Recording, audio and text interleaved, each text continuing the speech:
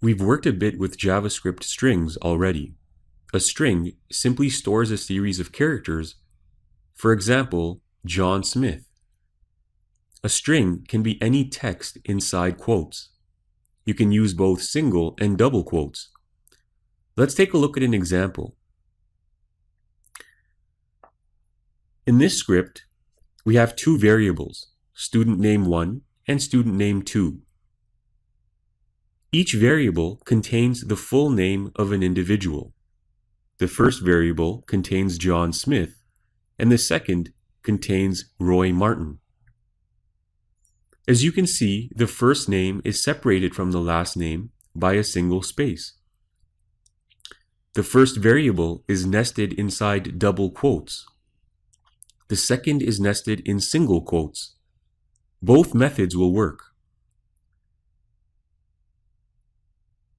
We've outputted each string on an individual line, and we've separated each variable using the break tag. You might recall the break tag from the HTML section of this course. Let's take a look at what this script looks like in our web browser.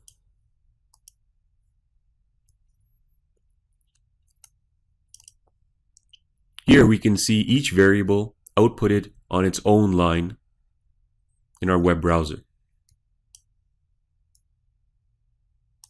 Now let's take a look at another example to illustrate the use of quotes inside of a string.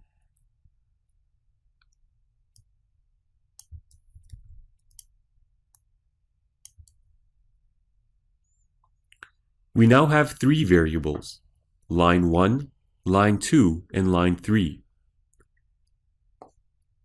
In line 1, we use an apostrophe in the first word. This is acceptable in JavaScript.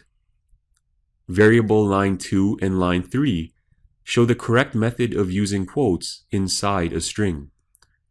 You can use quotes as long as they don't match the quotes surrounding the string. So for variable line 2, we've used double quotes surrounding the string, and for that reason, single quotes around the name Xavier.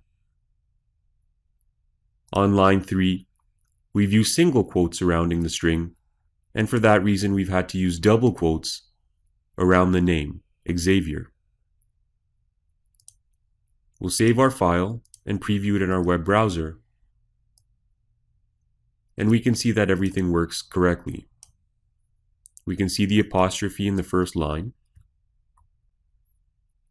We can see our single quotes and our double quotes outputted from variable 2 and 3.